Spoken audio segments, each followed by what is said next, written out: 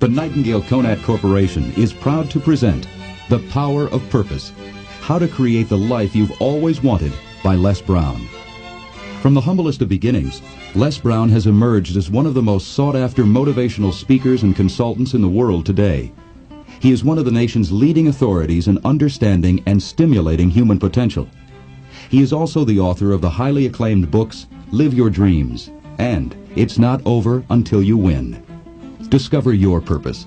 Let Les Brown guide you to a life rich with integrity, freedom, and passion. And now, here's Les Brown.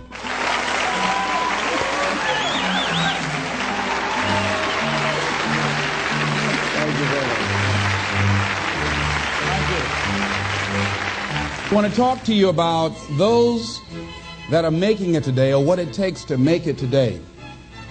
In a time of great uncertainty, and a time of change that's taking place around the world, and a time when people are feeling a great deal of anxiety and fear and reservations about the future, at a time when people are going to work and don't know whether or not they will have a job when they get off, and not necessarily because of their performance, but because of what's happening in the economy. At a time when there are challenges, more so than ever before, in personal relationships. We look at what's happening on the crime level and what's happening with our youth. That many times I'm sure that we've all taken time just to stop and reflect. Many times when we hear what's happening in the news or read the newspapers, where's all of this leading to? What's going on here? And so I think that now more than ever, we must begin to look at what are the things that we can do that would put us on some firm footing in life, that will enable us to do some things and use some powers that we have, that many of us go through life never ever discovering that we have those things going for us. And part of that, I believe, is knowing what it is your life work. What is it that gives your life a sense of meaning and purpose? Because once you find that, it puts you in your power place. See, if you know what your life work is, I encourage you to start working on it. If you can't do it all at one time, do just a little bit of it. And if you don't know what it is that you showed up to do, if you don't know why you're here, I encourage you to find out what your purpose is here. What is the meaning of your life? What will be different? Have you ever asked yourself that question? I've done that. I remember coming from a friend of mine's funeral, and I was reflecting on how much time I had left. And I went for a walk in a park thinking about this guy whose life was so promising. And I mean, he wasn't an old guy. He was quite young, in fact.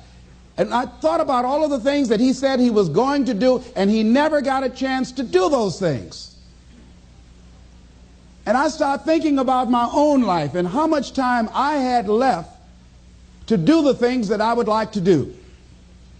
And at that time, I wasn't sure what my life purpose was, what my life's work was. I wasn't sure about it at that time. And I thought about it quite a lot. I had some idea, but I wasn't convinced, that I don't think I felt worthy. I didn't believe that it could be me to do this kind of work that I'm doing right now. And I say to you that if you begin to take a conscious effort to find out what it is that you're supposed to do, I say that it can literally save your life. I said that it can literally save your life. I was telling a group of people of a study that was conducted. Dr. Larry Darcy, who wrote a book called Recovering the Soul, he said, human beings are the only living species that has achieved the dubious distinction of dying or having a stroke or a heart attack on a certain day. If you ask most people, what would you say the primary cause of why people will have a heart attack or stroke? Many people will say, well, because they smoke cigarettes, or because of high cholesterol, or because of stress, or because of obesity, and all of those things are contributing factors. But ladies and gentlemen, more heart attacks take place in this country on Monday morning between 8 and 9 a.m. That's when the majority of people who have their first heart attacks have them. 85% of the American public, according to recent studies, are going to jobs that they hate, working on jobs that do not challenge them. They get sick thinking about going. Migraine headaches after the Sunday afternoon football game or 60 Minutes, the anxiety began to build. And come Monday morning, they drop dead of a broken heart. Some of you ought to think about not going to work on Monday.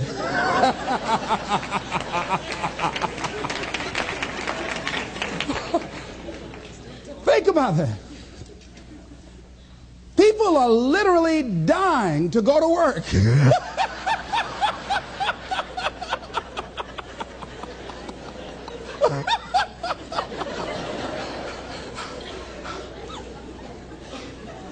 Because, see, when you go to a job and you already know how far you can go, you can already see that proverbial glass ceiling.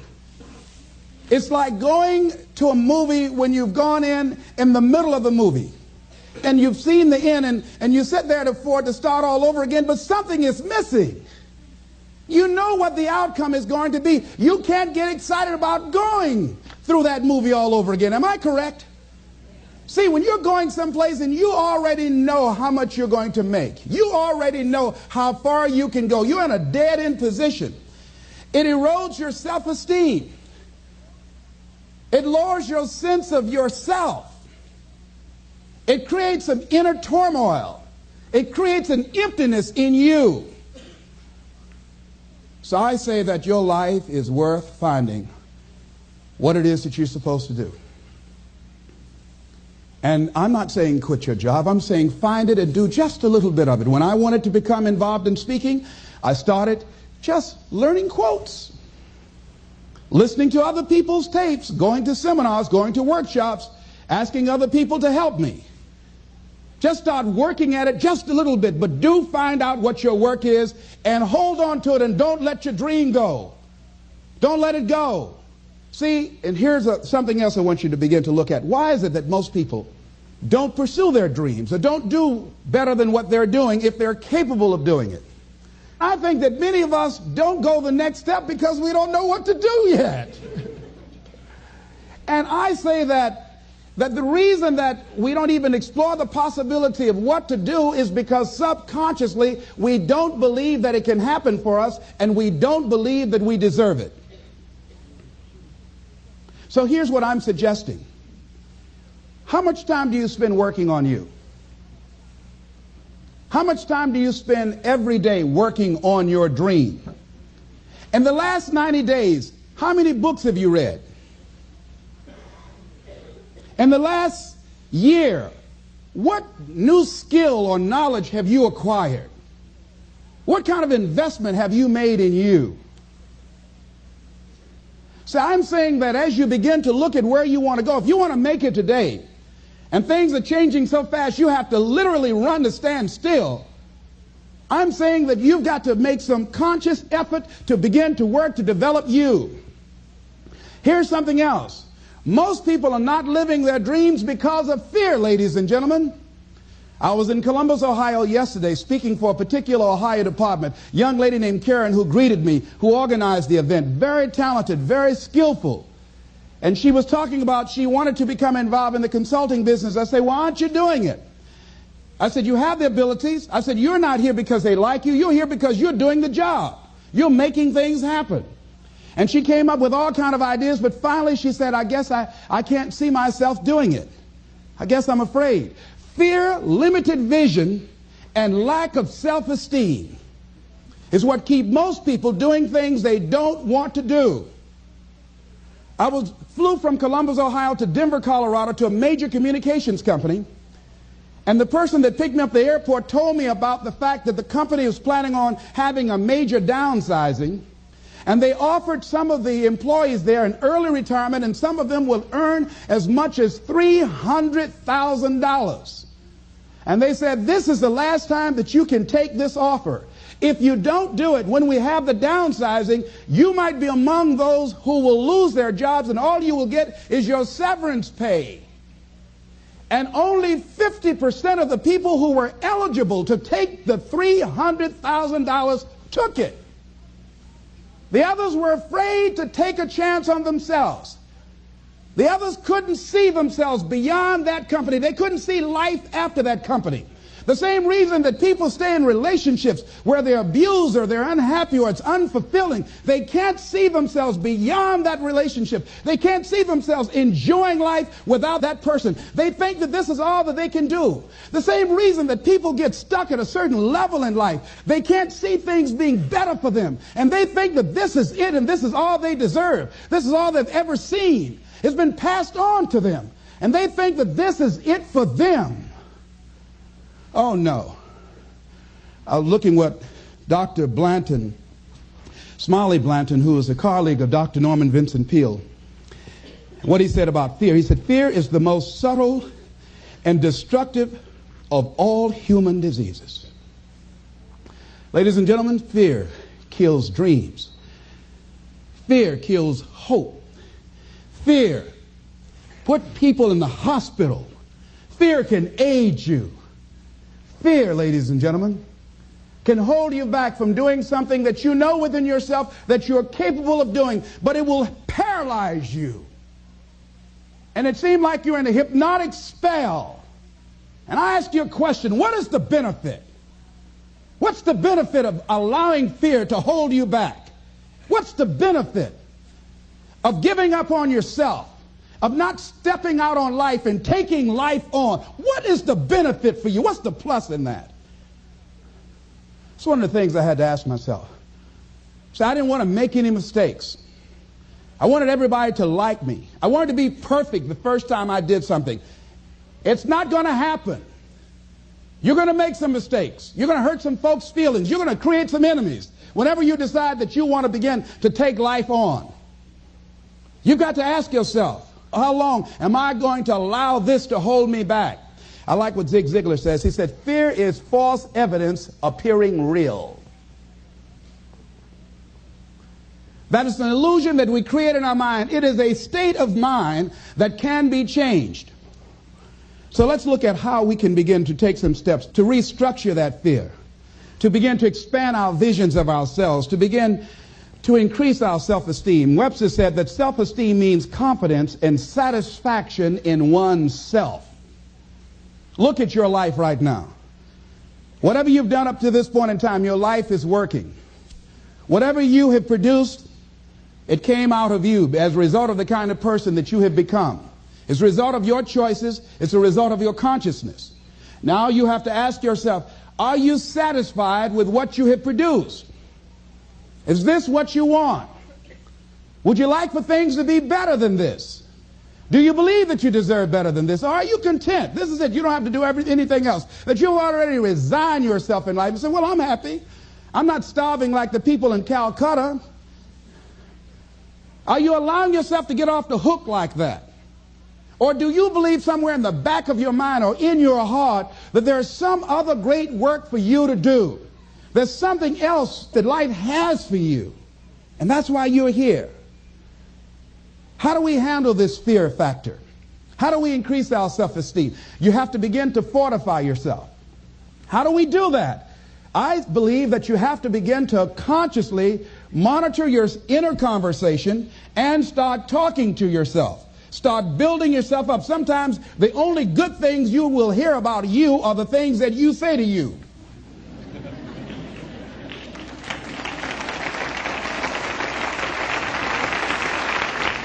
Young lady that was in the audience this afternoon said to me, I told myself yesterday for the first time, I'm proud of me. And she said, I felt good about that. So I'm saying learn to be your own booster. Start building yourself up. Start encouraging yourself. Start saying, I can do this. I can make this happen. When I started thinking about becoming a speaker, I said, yes, I can do this. I can make this happen. When I start trying to convince myself I can be a businessman after flopping and failing and losing thousands of dollars and feeling stupid and dumb and having people take advantage of me because of what I didn't know. I had to talk to myself because people were saying to me that I was dumb. And somewhere in the back of my mind, I was saying, you're right. Look at what I've done. I had to say, no, Les. Hey, come on, man. Get yourself together. You can handle this. You just haven't figured it out yet. It's all right. This is your training period. This is the tuition you have to pay for what you don't know. You can do this. Other people have done it. It doesn't take an Einstein. Get you some people that can teach you some stuff that you don't know. Get you some people that have done it successfully and learn from them. Take some seminars, workshops, read some books on how to manage a business. Change the way you see yourself and begin to tend to the personal details. Understand that nobody's going to take care of your business better than you. And when I start changing that kind of mindset of beating myself up because of my mistakes, and start looking at the possibility of my doing better, of my making the adjustment that would enable me to do what I want to do successfully, things begin to change.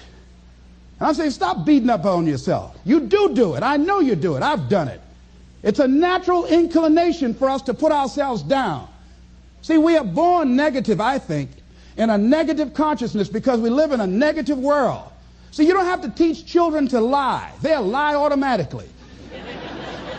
Did you wet in your pants? No, I did not. Well, what is that? I don't know. You don't have to encourage kids to misbehave. They will do it by themselves. You don't have to encourage them to do the wrong thing. They will do it automatically. You have to correct their behavior. So I'm saying that we have to work through the challenges of life in learning how to begin to work to fortify ourselves. Repeat after me, please. I can live my dream. I can find my purpose in life and live my purpose. I deserve more from myself. I deserve more from life.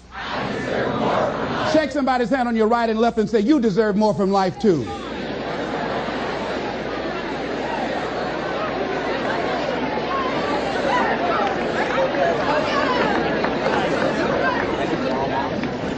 Here's some other things, ladies and gentlemen. Begin to guard your mind against negative programming, like turn off the television. Don't watch the news. Don't watch it. I think that more people have a sense of hopelessness and anxiety about life. If you look at the news, you cannot feel good looking at the news. You'll be scared to death. You're scared to go to sleep. I mean, it turns your power down. You've got to be conscious of that. Don't pick up the newspaper and read it. No. Just try this. Just experiment with yourself. Now, if your job depends upon you knowing certain things, let somebody tell you just about those things. But start filtering the stuff you allow to come in your mind. You know that song you used to have? Don't let nobody bring you no bad news. I tell my staff, look here, don't tell me any bad news while I'm on the road. Let me handle it tomorrow. I don't like anybody to tell me any bad news at night before I go to sleep. I can't do anything about it anyhow. Why let me go to sleep with that on my consciousness? No, and my staff, they know that. Say, let it wait till tomorrow. And I have a period of time. Tell me bad news between 10 o'clock and 12 noon. After I prayed and meditated and read my books, I'm fortified, I'm ready to handle it. I deal with them, then I'm out of there, and I'm going on to something else. So you've got to guard the kinds of things that you put in your mind. See, if you don't program your mind will be programmed because human beings are goal-oriented. That's why we die of broken hearts early. That's why we're running through life to early graves. We're going through life, ladies and gentlemen, and I think that Henry David Thoreau said that most men live in quiet desperation. Most of us go through life running scared. Larry DeAndre, who I think is going to be one of the greatest motivational speakers around today, told me a true story of a friend of his that every day when he came home from school, when he would get to a certain block in his neighborhood, there was a neighborhood dog that would chase him. And that dog would start after him barking. Boy, he would run, just running from that dog every day. Finally, he just got tired of that dog chasing him every day. He said, this dog come around here today, I'm going to take a brick or something and bust him in the head. So he was walking home that day, minding his own business. Sure enough, same area, there was that dog there. The dog started barking. He started running. He saw a brick, and he stopped and picked up the brick and turned around. And the dog got close to him. He realized the dog didn't have any teeth.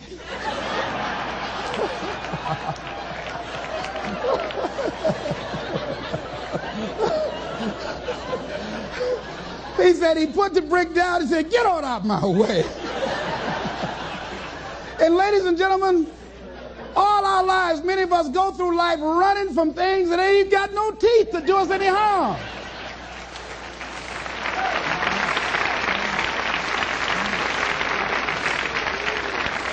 Haven't you been afraid to do something, and then after you did it, you say, "Whoa, if I'd known it was this easy, I would have done it before"? Haven't you ever had that experience? Raise your hand. Absolutely. So we created this in our minds, false evidence appearing real. We made it real in our minds. That's why Churchill said there's nothing to fear but fear itself. That's the destructive monster. So turn off things that can contribute to your fear. Turn a deaf ear to people that all they can do is talk about how negative things are because they have bought into the consciousness of the world. Start attending workshops, seminars, listening to tapes on a daily basis to begin to recondition your mind, to retrain your thinking. Faith comes by what? Hearing and hearing and hearing. Listen to things that can empower you, that can enable you to create a new reality for yourself, in a new life for yourself. You might appear to be strange around most people. You know, most people think you're strange if you're happy today. People say, "How you doing?" I said, "Better than good." Whoa, what's wrong with him? Just go around smiling and watch people. Look at this. Is this a weird guy over here? Because most people don't smile. Watch them. Look at their faces in the morning. Here we go, another Monday morning. How you doing? Haven't had my coffee yet. Don't ask me.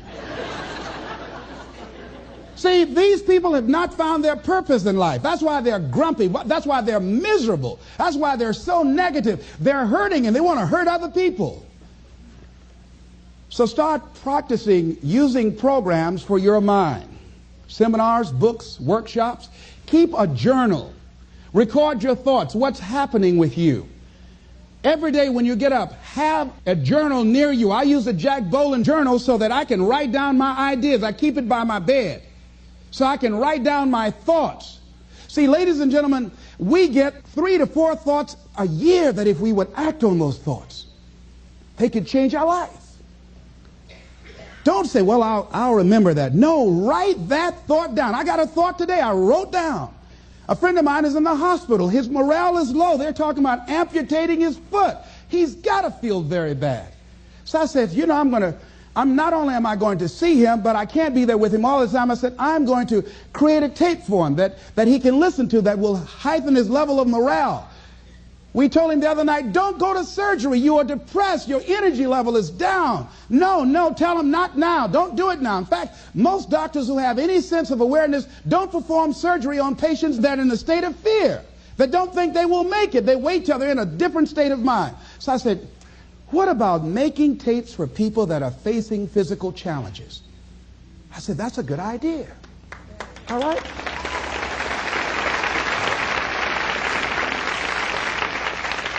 See, there are ideas that can come to you out of things that appear to be negative. I have a friend out of Chicago, just met him. He was 23 years old. And this guy, he went financially bankrupt 2 years ago, ruined his credit. Guess what he decided to do? He found a blessing in it. He wanted to restore his credit. It was very challenging, very difficult. And he realized that a lot of other people during these particular times have ruined their credit. So now he started a credit repair business. Last year he earned over $100,000 helping people to restore their credit. I met a young lady who attends this church, that she was at her father's funeral and she was putting flowers on her father's grave, and she looked around and saw the other grave sites. They did not look well groomed and they were not attended to on a regular basis. She started a grave site maintenance business. Out of that tragedy, something positive has come out of it. And now she's earning more money doing that than on her present job. What idea are you sitting on? Write your ideas down. And then, once you get that idea, take the leap. Hello? Take the leap. See, a lot of people get the ideas and just walk around with them.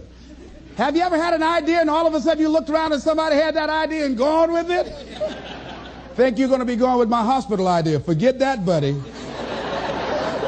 We will be out there together, Jack.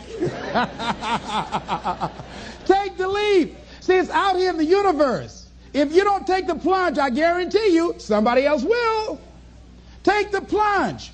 Go into action. And ladies and gentlemen, you will be surprised at how things will come together.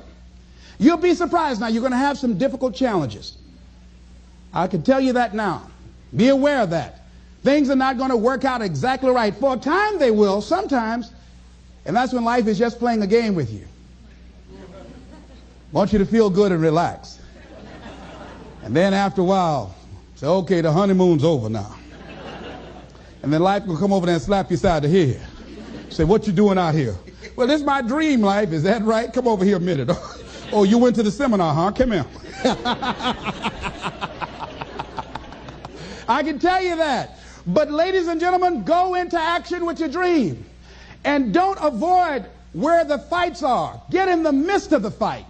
And get some hickeys on your head. Get knocked down so you can learn how to fight, so you can hold your position. See, most people don't get out in the arena of life because they don't want to fight. Most people don't get out there because they don't want to get knocked down. They don't want to be dropped to their knees. But see, you're going to be dropped whether you're on the field or whether or not you're sitting on the sidelines. You're going to be dropped. So at least get dropped for something. Don't get knocked down while you're sitting down. See, that's how most people are spectators in life. You don't want to be a spectator. You want to get out in the field where the action is. And you will be amazed. After the struggle, there will be a calm period and things will begin to click for you. Come out here with what you got. You don't have enough money? Don't worry about it. You got the dream. You got the idea. You don't have enough resources? Don't worry about it. You need some help? Don't worry about it. You get out here in the arena, someone will look at you and become inspired and say, hey, can I help you?